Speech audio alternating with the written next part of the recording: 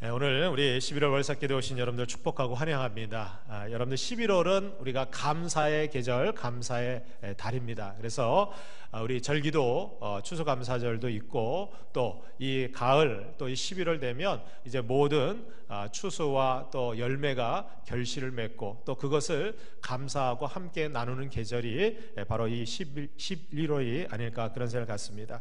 오늘 본문에 보면 사도 바울은 골로새 교회 성도들을 향해서 감사가 넘치게 하라 이렇게 권면을 하고 있습니다.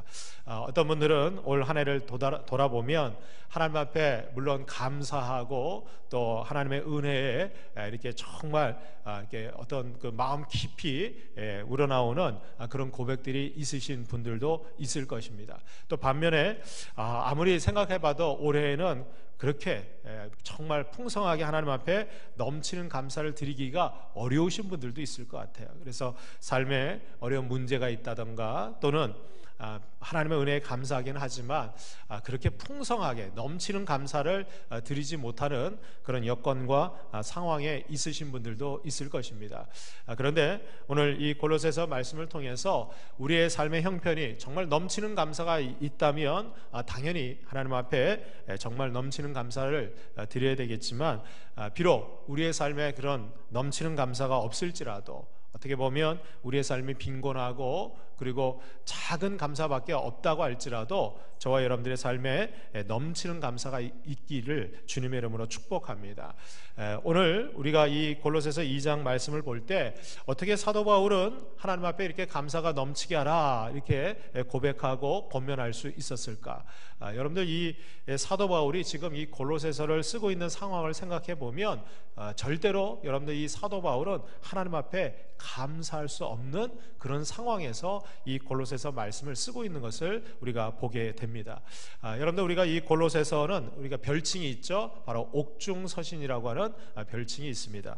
신약 성경에 보면 사도 바울이 쓴 네 가지의 옥중서신이 있습니다. 말 그대로 이 옥중서신은 감옥에 갇혀 있을 때 보낸 편지가 바로 옥중서신입니다. 이제 사도 바울은 1차, 2차, 3차 전도 여행을 통해서 소아시아 지역 일대를 전도를 하고 난 다음에 성령께서 이 사도 바울을 어디로 이끄셨느냐, 이제 예루살렘에서 체포가 되어서 사도 바울은 마지막 그 당시 전 세계의 중심이라고 하는 로마에 이제 압송이 되어서 그곳에서 이제 순교하게 됩니다. 그래서 이 사도 바울이 로마로 압송되어 갈 때는 이제 사도 바울의 말년에 마지막 로마에서 복음을 증거하고 그곳에서 순교하게 될 텐데 이 로마에 잡혀갔던 사도 바울은 가택연금이 되고 또 이제 감옥에 갇히게 됩니다. 그때 이 사도 바울은 자신이 그동안 전도하면서 세웠던 여러 교회들에게 편지를 보내게 되는데 그 가운데 이 에베소 교회 그리고 골로새서 교회 그리고 빌립보 교회 그리고 또 개인적인 서신으로 빌레몬에게 보내는 이 편지를 보내게 되는데 이 빌레몬서까지 합쳐서 이 네 가지 서신은 바로 이 사도 바울이 감옥에 갇혀 있을 때 보낸 편지였습니다. 그 가운데서 오늘 이 골로새서 말씀을 보면 골로새서 1장 3절로 5절까지 보면 이 편지를 보내면서 첫 서두에 이 사도 바울이 골로새 교회의 성도들을 내가 너희들을 위해서 기도할 때마다 하나님 우리 주 예수 그리스도의 아버지께 감사한다 이렇게 고백하고 있어요.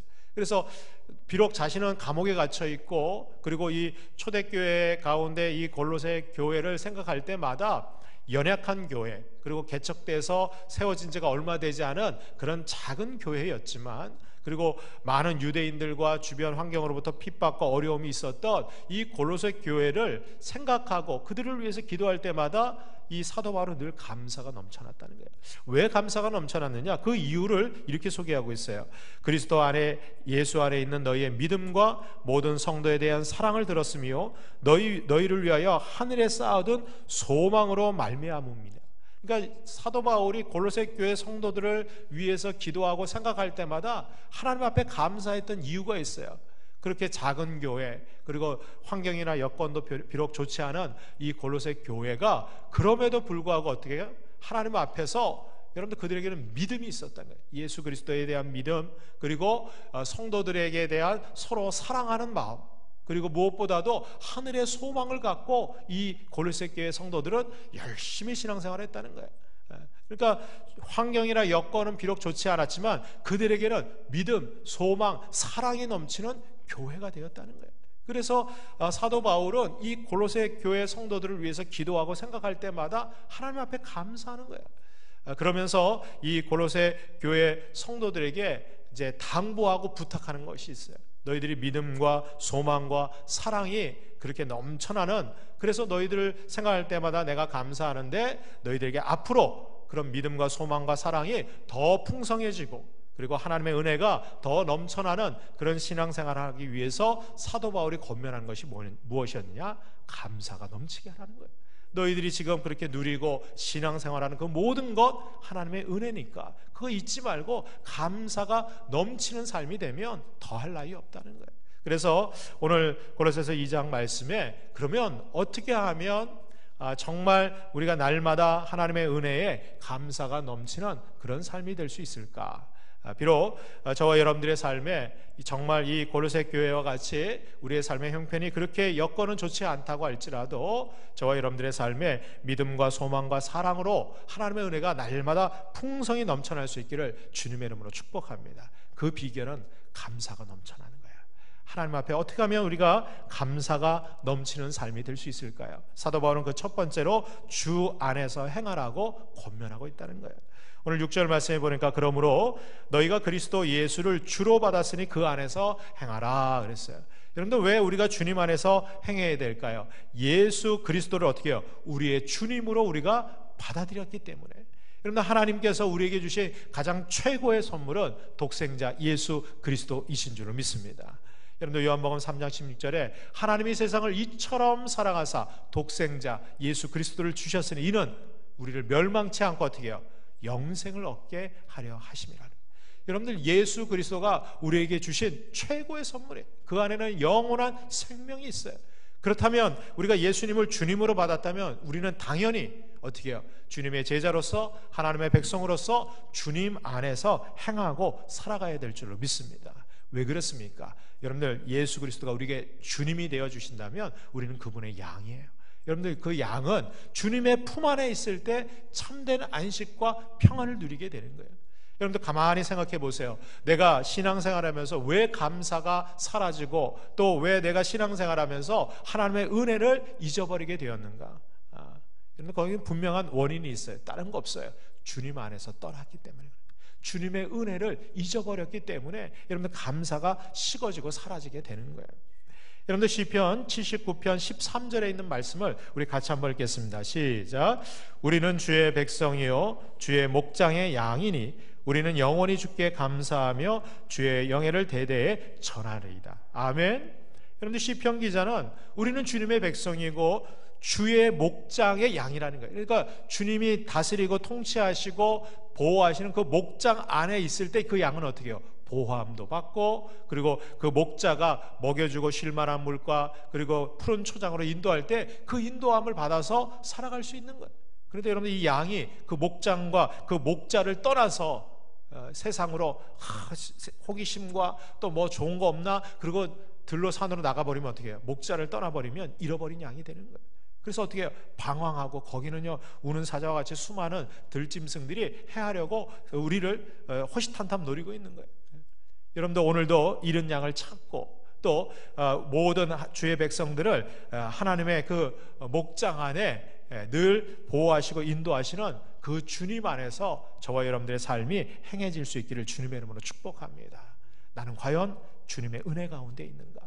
여러분들 주님의 양으로 우리가 그 안에서 행하는 것은요 가장 큰 특징은 주님의 음성을 듣는다는 거예요. 여러분 우리가 날마다 예배하고 말씀을 묵상하고 큐티할 때 주의 음성을 들려야 돼요. 그래서 양은 목자의 음성을 알고 목자는 양의 음성을 들어야 되는 거예요. 여러분 오늘도 이 첫날 첫 시간 주의 음성을 듣고 이번 한 달도 주님 안에서 행함으로 여러분들 감사가 회복되는 저와 여러분들이 되기를 주님의 이름으로 축복합니다. 또 사도 바울은 우리가 감사가 넘치는 삶이 되기 위해서는 뿌리를 받고 세워져야 된다고 그랬어요. 오늘 7절에 보니까 그 안에 뿌리를 박으며 세움을 받아라 그랬어요. 여러분들, 우리가 처음에 신앙생활 할 때 우리의 믿음과 우리의 신앙생활은요 쉽게 흔들리고 뽑힐 수 있어요. 그러나 여러분들, 시간이 가면 갈수록 우리의 믿음의 뿌리를 깊게 내려서 박아야 될 줄로 믿습니다. 여러분들, 뿌리를 깊게 내리는 사람이 어떻게 해요? 높이 올라갈 수 있는 거예요. 여러분들, 나무들 보세요. 잡초나 이런 작은 것들은요 뿌리가 얕아요.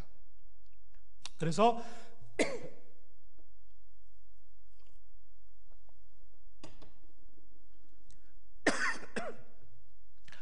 뿌리가 얕은 그런 식물들은요 높게 자랄 수가 없어요. 그러나 아주 높게 견실하게 자라는 나무들의 특징을 보면 그 뿌리가 어떻게 해요? 점점 깊게 내리는 거예요. 그래서 비록 날씨가 가물고 그리고 주변 환경이 여건이 안 좋아도 뿌리가 깊은 나무들은요 웬만해서 시들지 않고 흔들리지 않습니다. 여러분들, 우리의 삶에 왜 열매가 맺혀지지 않고 점점 우리의 신앙생활이 이렇게 좀 어떻게 보면 이렇게 쪼그라들고 핍박이 될까요? 다른 데 없어요. 환경 때문에 그렇다고 생각하지 마세요. 여러분들, 환경과 여건은 동일한 거예요. 여러분들, 교회에 대해서 핍박하고 부정적인 생각을 갖는 거, 여러분들 우리 교회나 다른 교회나 다 마찬가지예요. 그리스도인들에 대해서 적대시하는 생각과 그런 환경이 있는 거, 여러분들 인류 역사 가운데 한 번도 여러분들 이 믿음에 대해서 호의적이지 않았어요. 왜? 세상은요 공중권세 잡은 사단 마귀가 계속해서 어떻게 해요? 그리스도를 대적하고 교회를 핍박하고 믿는 자들을 어떻게 해서든지 어떻게 해요? 믿음에서 끌어내리려고 핍박하고 수많은 고난과 역경을, 여러분들 초대교회도 그랬고 지금도 그렇고 앞으로도 그럴 거예요. 좋은 환경과 여건이 주어질 거 기대하지 말라. 그럼에도 불구하고 여러분들 늘 감사가 넘치는 사람들이 있고 믿음과 신앙이 성숙되고 자라는 사람이 있고 부흥하고 성장하는 교회가 있다는 거예요. 그 왜 그렇습니까? 환경과 조건 때문에 그런 것이 아니에요. 우리가 믿음의 뿌리를 얼마나 깊게 내렸는가. 그래서 주변 환경과 여건에 아무리 가물고 어려워도 뿌리가 깊은 나무는요 여러분들 거기에 영향받지 않아요. 그래서 늘 사시철철 어떻게 풍성한 열매가 맺히고 그리고 감사가 넘치는 것처럼 여러분들 우리의 믿음과 신앙도 어떻게 해요? 뿌리를 저 밑에까지 깊게 박아야 돼요. 오늘 여러분들 이 말씀에 보면 그 안에 뿌리를 박으라 그랬어요. 이 박으라고 하는 그 원어를 보니까요 계속해서 어떻게 해요?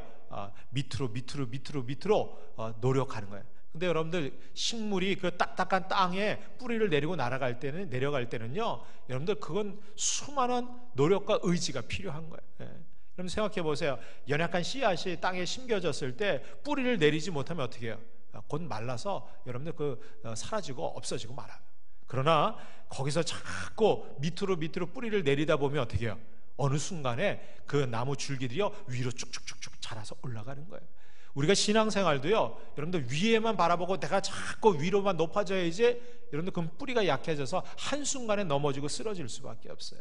여러분들 우리의 뿌리는 밑으로 박아야 돼요. 우리의 믿음의 신앙의 근본이 되시는 그리스도 안에서 여러분들 교회가 어렵고 문제가 생길 때 어디로 돌아가야 되느냐? 복음으로 돌아가는 거예요. 다시 예수 그리스도께로 돌아가야 되는 거예요. 우리의 신앙생활이 여러분들 자꾸 분주해지고 나태해지고 그렇게 될 경우에 어떻게 해요? 다시 제자리로 돌아가야 되는 거예요.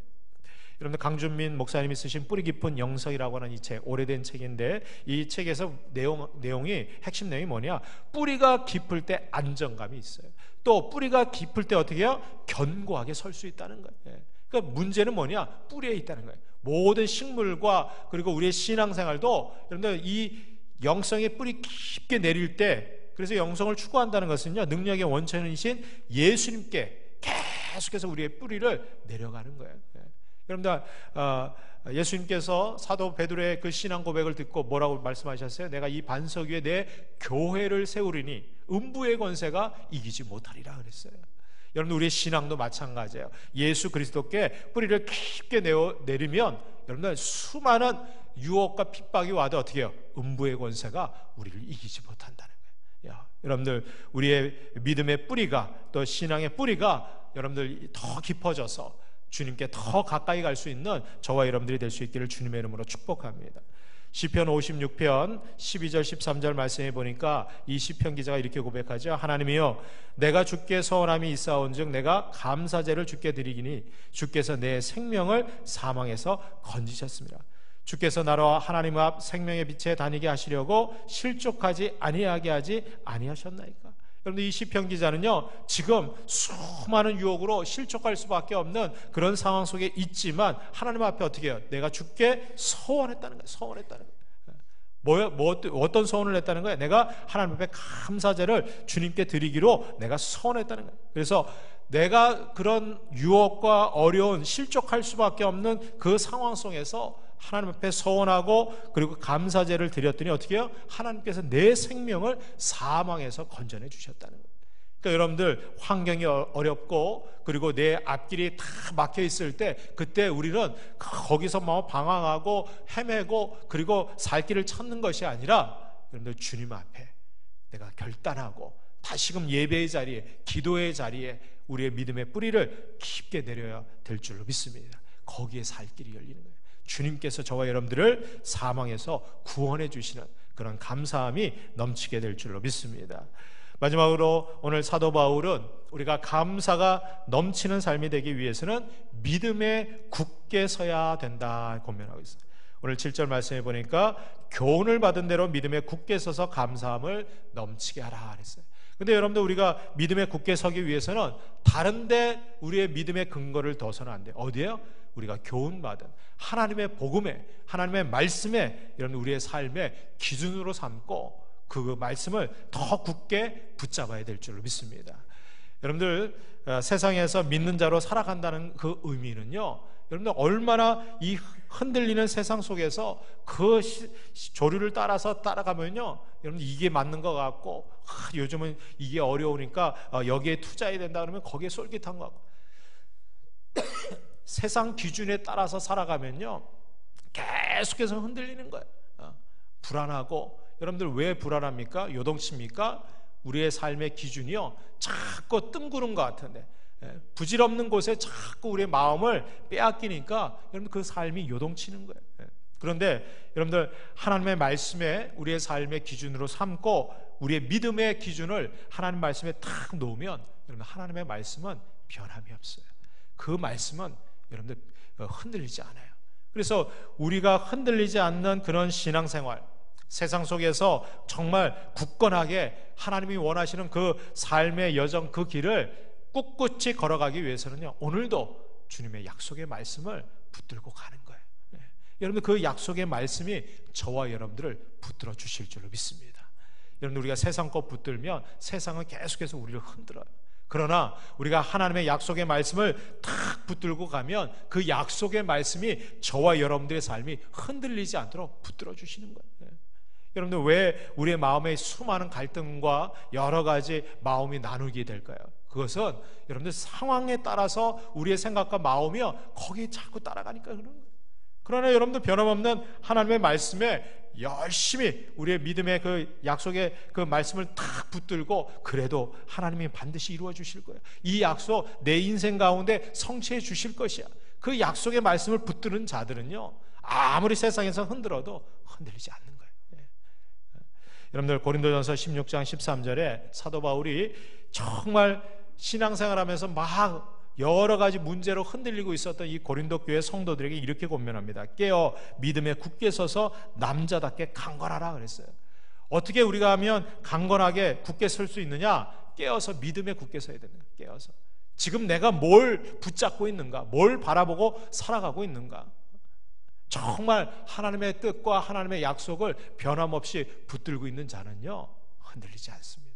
그리고 어떻게 해요? 비록 내 현재 상황은 이럴지라도 반드시 하나님께서 내 인생 가운데 이 약속의 말씀을 성취해 줄 것을 믿기 때문에 우리는 감사할 수 있는 거예요. 여러분, 감사는요 미리 고백하는 거예요. 그리고 그 미리 고백하는 그 삶 속에서 하나님께서 감사의 열매를 넘치도록 채워주실 줄로 믿습니다. 우리 11월 첫날 이 시간에 우리가 하나님 앞에 먼저 믿음으로 감사할 때, 이번 한 달 동안 어쩌면 부족하고 연약했던 우리의 삶에 풍성한 감사가 넘치는 그런 복된 인생이 되시기를 주님의 이름으로 축원합니다. 기도하겠습니다.